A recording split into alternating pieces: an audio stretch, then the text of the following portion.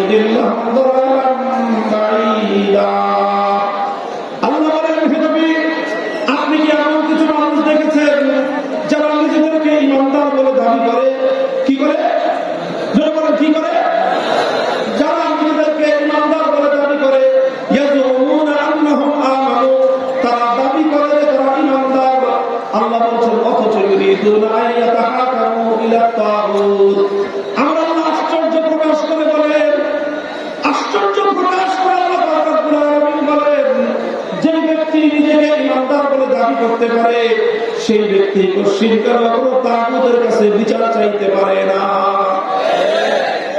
যে ব্যক্তি নিজেকে ঈমানদার বলে দাবি করবে যে ব্যক্তি নিজেকে ঈমানদার বলে পরিচয় দিবে সেই ব্যক্তি কোশ্চিনকারও কোনো তাগুতের কাছে ফয়সালা চাইতে পারে না সেই ব্যক্তি কোনোদিন কোনো তাগুতের কাছে বিচার প্রার্থী হতে পারে না আর যে ব্যক্তি তাগুতের কাছে বিচার প্রার্থী হবে যে ব্যক্তি তাগুতের বিধান মানবে যে ব্যক্তি তাগুতের আইনকে মেনে নেবে তাগুতের আইনকে যে ব্যক্তি শ্রদ্ধা করবে তাগুতের আইনের উপর যে ব্যক্তি বিশ্বাস স্থাপন করবে সে হাজি নাম ধারণ করতে পারে গাজী নাম ধারণ করতে পারে ডবল হাজি ট্রিপল হাজি চৌকল হাজি নাম ধারণ করতে পারে কিন্তু ঈমানদার হতে পারে না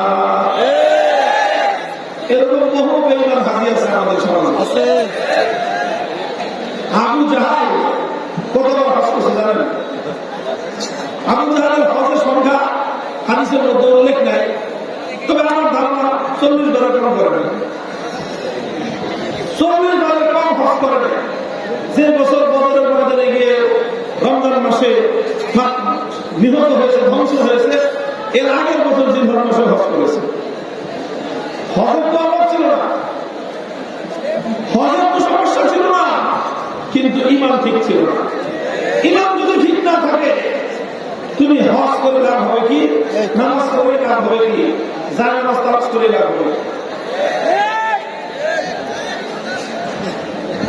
জানামাজ তালাশ করে লাভ নাই আগে ঈমান ঠিক করো তারপর নামাজ আগে ঈমান ঠিক করো তারপর হজ আগে ঈমান ঠিক করো তারপর আমল যদি ঈমান ঠিক না থাকে বিশুদ্ধ না হয় কোন আমলের কামা করে পরিমাণ মূল্য নাই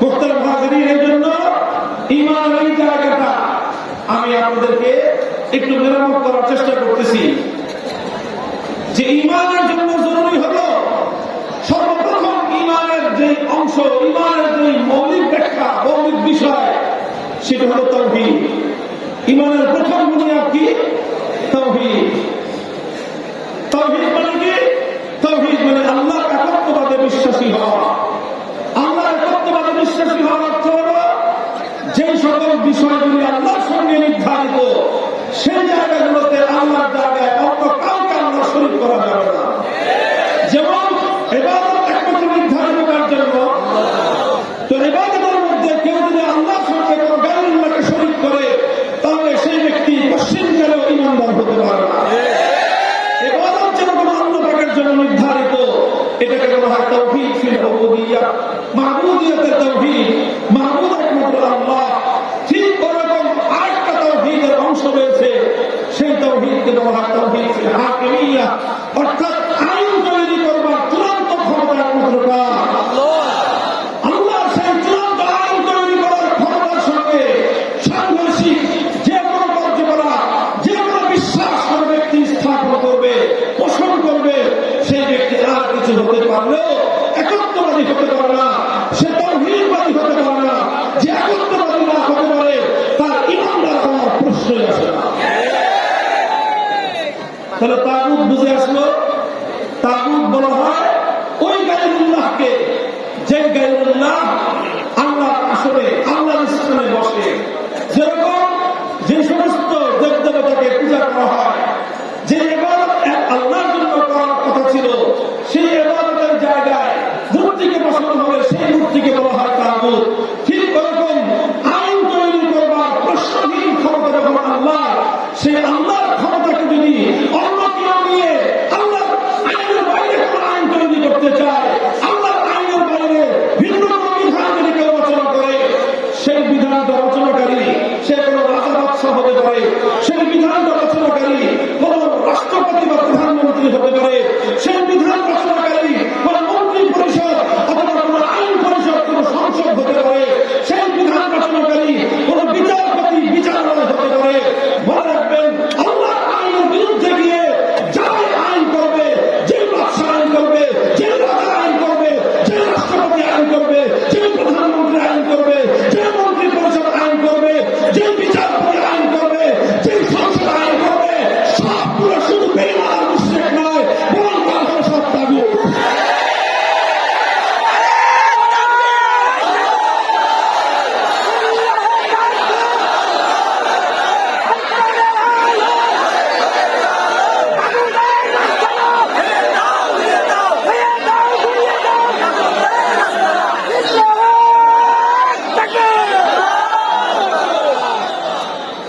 মুহতারাম হাজিরিন, কাজে তাগুতের পরিচয়টা আপনারা পরিষ্কার বুঝে নিয়ে যাবেন। আমি আলোচনা করে দিলাম মৌলিক আলোচনা, যারা বুঝেছে তারা যদি অস্পষ্টতা থাকে, যেতে যেতে আমার রাস্তায় যেতে যেতে আমরা ছাত্রদের বিরুদ্ধে তাকরার করব, ডিভিশন দিবেন। কি দিবেন? কি দিবেন? এটা হলো আজকে আপনাদের সবক, যে তাগুত কাকে বলা হয়। আপনি যদি অন্ধকার কাকে বলা হয় এটা না চিনেন, আলোর গুরুত্ব কোনদিন বুঝবেন না। কালো কাকে বলা হয় সেটা যদি না বুঝেন, সাদার মূল্য আপনি বুঝবেন না। আপনি যদি তাগুত না বুঝেন, কুফর না বুঝেন, ঈমানকে ভালো করে বুঝবেন না। এই জন্য আল্লাহর উপর ঈমান আনতে হবে, তাগুতকে অস্বীকার করতে হবে। আমাদের সমাজে এখন যে অবস্থা, যে সমস্যা, সেটা হলো আল্লাহকেও নারাজ করবে না আর শয়তানকেও বেজার করবে না। শয়তানকে আর আল্লাহকে একসঙ্গে খুশি করা যায়? শয়তানকে আর আল্লাহকে একসঙ্গে রাজি করা যায়? আল্লাহকে যদি রাজি করেন শয়তান বেজার হবে, শয়তানকে যদি খুশি করেন আল্লাহ নারাজ হবে। সিদ্ধান্ত নিতে হবে, তুমি আল্লাহর পক্ষে থাকবা না আল্লাহর পক্ষে থাকবা। তোমাকে সিদ্ধান্ত নিতে হবে, তুমি আল্লাহর দলের লোক না শয়তানের দলের লোক। ভেতর করবার জায়গা নাই, ভেতরের সুযোগ ইসলামের মধ্যে নাই। الذين آمنوا يقاتلون في سبيل الله والذين كفروا يقاتلون في سبيل الطاغوت। যারা ঈমানদার আল্লাহর পথে লড়াই করে, যারা বেঈমান তারা তাগুতের জন্য লড়াই করে। যারা ঈমানদার তারা আল্লাহর বিধান কায়েমের জন্য লড়াই করে, যারা বেঈমান তারা আল্লাহর বিধানের বিরুদ্ধে আচরণ করে। স্পষ্ট হয়ে যেতে হবে, স্পষ্ট। সাদা কালোর মধ্যে কোনো গোজামিল চলবে না, সাদা কালোর মধ্যে কোনো গোজামিল চলবে না ইনশাআল্লাহ। আমি স্পষ্ট পবিত্র কোরআন থেকে আমি আপনাদের সামনে আয়াত তেলাওয়াত করেছি। আল্লাহ পয়গম্বরের একটি হাদিসের উদ্ধৃতি দিয়ে আমি আপনাদের সামনে, হযরত আলী ইবনে হাতিম রাদিয়াল্লাহু আনহু, হাতিম তাইয়ের নাম শুনেছেন? হ্যাঁ, কে কে শুনছেন বলেন তো? হাতিম তাই অনেক বকিল ছিল না? হ্যাঁ, হাতিম তাই মানে কি বকিল? দেখি, হাতিম তাই মানে হলো দানবীর। কোন মানুষ অনেক দানশীলতা করলে, অনেক দান করলে তাকে আমরা সকলে উপাধি দিই, যিনি হলেন যুগের হাতিম তাই। কতদিন? হাতিম তাই একজন ব্যক্তি ছিলেন। এই ব্যক্তি আল্লাহ নবী মুহাম্মদ রাসূলুল্লাহ সাল্লাল্লাহু আলাইহি ওয়াসাল্লামের যুগের কিছু আগের লোক ছিলেন। নবীজির সঙ্গে তার সাক্ষাৎ হয়েছে বলে প্রমাণ পাওয়া যায় না। এই জন্য তিনি আল্লাহ নবীর উপর ঈমান গ্রহণ করেছেন, এটার কোনো প্রমাণ নেই। তবে এই হাতিম তাইয়ের ছেলে, তার সন্তান, সেই সন্তানের নাম ছিল আদি। আদি ইবনে হাতিম, ইনি আল্লাহ নবীর সঙ্গে সাক্ষাৎ হয়েছিল। তিনি ইসলাম গ্রহণ করেছিলেন এবং তার ইসলামটা ছিল নির্ভেজা প্রিয় ইসলাম। এই জন্য আল্লাহ নবী হাতিম তাইয়ের সন্তান হিসেবে আদি ইবনে হাতিমকে অনেক মর্যাদা দিতেন, সম্মান করতেন। আদি ইবনে হাতিম যখন আল্লাহ নবীর কাছে আসতো, নবীজি তাকে মর্যাদার সন্ধান করতেন। তিনি ইসলাম গ্রহণ করার আগেও নিজের গোত্রের সর্দার ছিলেন এবং খ্রিস্টান ধর্মের একজন গুরুত্বপূর্ণ ব্যক্তি ছিলেন, শিক্ষিত আলেম ছিলেন তিনি খ্রিস্ট ধর্মের। তিনি ইসলাম গ্রহণ করার পরে একদিন এসে কাছে একটা প্রশ্ন করলেন। তার প্রশ্ন হলো কোরআনে পাকের সূরাতুল বারাতের একটি আয়াত নিয়ে। সূরাতুল বারাতের মধ্যে আল্লাহ রাব্বুল আলামিন পূর্ববর্তী আসমানী কিতাবের অনুসারী তথা আহলে কিতাব ইহুদি এবং খ্রিস্টানদের ব্যাপারে আল্লাহ পাক একটি অভিযোগ করেছেন। কি অভিযোগ? আল্লাহ বলেছেন ইহুদি এবং খ্রিস্টানদের ব্যাপারে আল্লাহ কোরআনের সূরাতুল বারাতের মধ্যে আল্লাহর পক্ষ থেকে ইহুদি আর খ্রিস্টানদের ব্যাপারে অভিযোগ হলো ইত্তাখাযু আহবারহুম ওয়া রুহবানাহুম আরবাবাম মিন দুনিল্লাহ।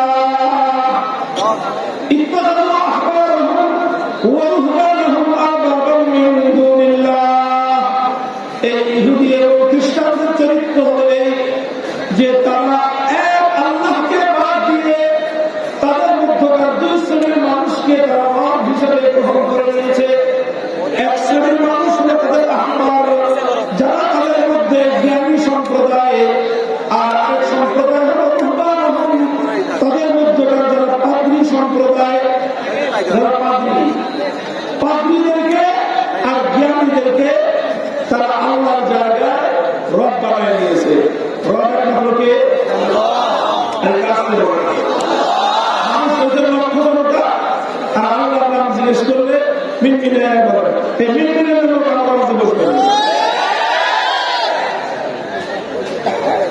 বুঝতে পারবেন এই কথা? মিনমিনের লোক এই আসলে খালি কথা বলল ইসলামের কথা, গায়ুল্লাহ কথা বলে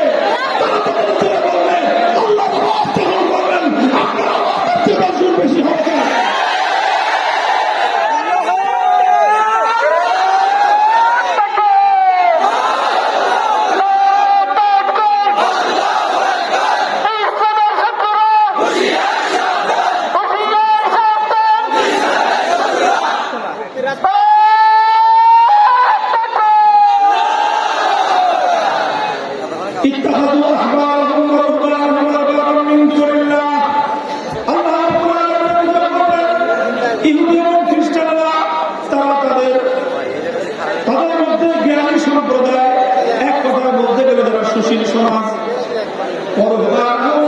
এবং তাদের মধ্যে যারা পাদ্রী মহল রয়েছে, এই সকল জ্ঞান এবং পাদ্রীদেরকে আল্লাহর পরিবর্তে তারা রব বানিয়ে নিয়েছে। এটা আল্লাহর কোরআনে ইহুদি এবং খ্রিস্টানদের সম্পর্কে তাদের পরিচয় এবং তাদের সম্পর্কে অভিযোগ তুলে ধরা হয়েছে। আমি ইবনে হাতিম রাদিয়াল্লাহু আনহু আল্লাহর নবীকে পাল্টা প্রশ্ন করেন, ইয়া রাসূলুল্লাহ, আমি তো খ্রিস্টান ছিলাম এবং খ্রিস্টান ধর্মের সম্পর্কে সব কিছু যারা আছে সবিস্তারে জ্ঞান এবং এলেম আমার কাছে রয়েছে, কিন্তু আমার প্রশ্ন হলো, ইয়া রাসূলুল্লাহ, আমরা খ্রিস্টান সম্প্রদায়ে কোনদিন আমাদের মধ্যকার কোন জ্ঞানী ব্যক্তিকে, কোন আলেমকে অথবা কোন পাদ্রীকে আমরা পশ্চিমকারও রব বলি নাই, তাদের ইবাদত আমরা করি নাই। আমরা শুধুমাত্র এক আল্লাহর ইবাদত করতাম। আর খ্রিস্টান সম্প্রদায়ের মধ্যে হযরত ঈসা আলাইহিস সালামকে আল্লাহর সন্তান বলে বিশ্বাস করা হয়, হযরত মারইয়াম আলাইহিস সালামকেও আল্লাহর অংশ স্থাপন করা হয়, সেটা ভিন্ন বিষয়। কিন্তু মা মারইয়াম এবং ঈসা আলাইহিস সালাম বাদ দিয়ে অন্য কোন ব্যক্তিকে তারা রব বলে না, তারা সিজদা করে না, ইবাদত করে না। তাহলে প্রশ্ন হলো, যেহেতু অন্য কোন ব্যক্তিকে আমরা রব মানি না, আল্লাহ কেন খ্রিস্টানদের ব্যাপারে কথা বলেন যে খ্রিস্টান সম্প্রদায় তারা তাদের মধ্যকার জ্ঞানী এবং তাদের মধ্যকার পাদ্রী মহলকে তারা আল্লাহর পরিবর্তে রব বানিয়ে নিয়েছে? এটা হলো আদি ইবনে হাতিমের প্রশ্ন। আল্লাহ নবীর প্রশ্নের জবাব দেওয়ার জন্য আদি ইবনে হাতিমের কাছে আগে আরেকটা পাল্টা প্রশ্ন করলেন। আল্লাহ নবী আদি ইবনে হাতিম বললেন, হে আদি, তুমি আমাকে একটা প্রশ্নের জবাব দাও। আলাস্তুম হারামতুম মা হারামুহু ওয়া আহলালতুম মা আহলালু। তোমাদের মধ্যে কি এমন কোন বিষয় ছিল যে আল্লাহ রাব্বুল আলামিন একটা বিষয়কে বৈধ বলেছেন, কিন্তু সেই বিষয়টাকে পরবর্তীতে তোমাদের ধর্মের জ্ঞানী আর পাদ্রী সম্প্রদায় মিলে যেটাকে আল্লাহ বৈধ বললেন সেটাকে তারা বেআইনি বলে দেয়? অথবা কোন একটা জিনিসকে আল্লাহ পাক বেআইনি করেছেন, অবৈধ করেছেন, অথচ তোমাদের সমাজের এই পাদ্রী সম্প্রদায় আর তোমাদের সমাজের জ্ঞানী সম্প্রদায় মিলে যেটাকে আল্লাহ অবৈধ করবেন সেটাকে তারা বৈধ করে দেয়। অর্থাৎ আল্লাহর বিধানটাকে তারা পরিবর্তন করে দিত। আর তোমরা গোটা সম্প্রদায় সকল খ্রিস্টানরা এই সকল জ্ঞানী আর পাদ্রীরা আল্লাহর যে বিধানকে পরিবর্তন করে দিল সেই পরিবর্তিত বিধানটাকে তোমরা মেনে নিতা। এমন বিষয় তোমাদের মধ্যে ছিল কিনা?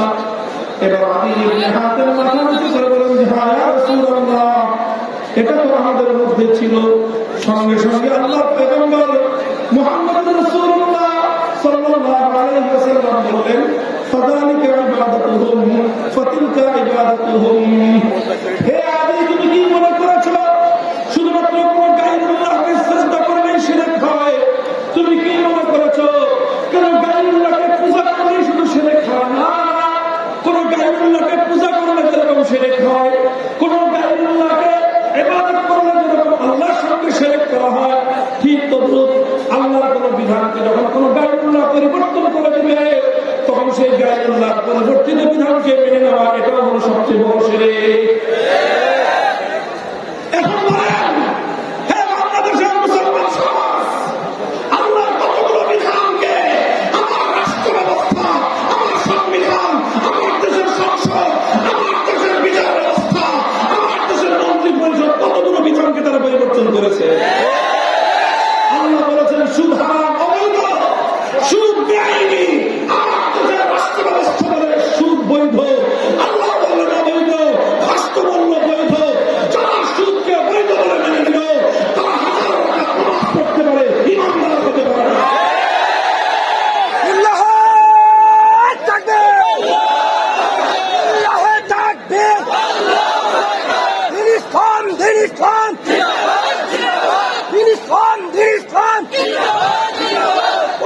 কোরআনের আলো, আল হাদিসের আলো, তন্ত্রমন্ত্র দিন শেষ, খিলাফতের বাংলাদেশ।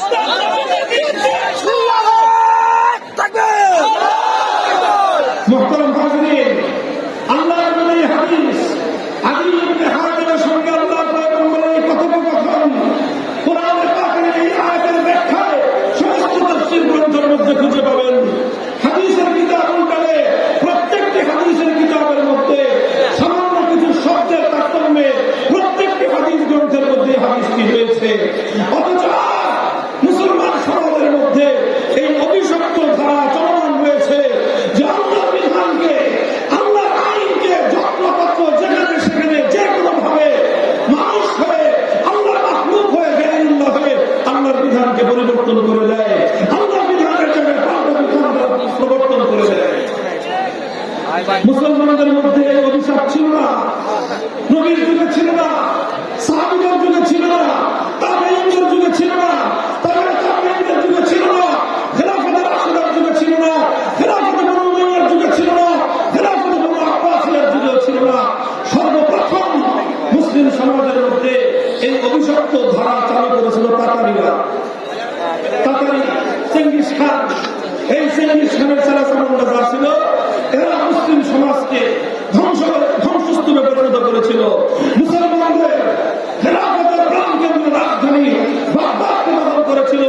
মুসলিম ভূখণ্ডটা তছনছ করে দিয়ে, মুসলমানদেরকে দখল করে দিয়ে মুসলিম সমাজের মধ্যে সর্বপ্রথম সেই তাতারিরা চেঙ্গিস খানের প্রবর্তিত আইন, আল্লাহর আইন উৎখাত করে তারা চেঙ্গিস খানের বানানো আইন, চেঙ্গিস খানের সেই বানানো আইনটা ছিল বিভিন্ন ধর্মের আইনকে একত্রিত করে তার নিজস্ব প্রণীত একটা আইনের বই, একটা আইনের একটা পাতা, যেটাকে ইতিহাসের পাতায় নাম পাওয়া যায় ইয়াসেক। এই ইয়াসেকের বিধান অনুযায়ী সর্বপ্রথম মুসলিম সমাজের মধ্যে এই অভিশাপ প্রবেশ করেছে তাতারিদের মাধ্যমে। আল্লাহ পাক রব্বুল আলামিন মুসলমানদের ওই সকল পূর্বপুরুষদের উপর রহম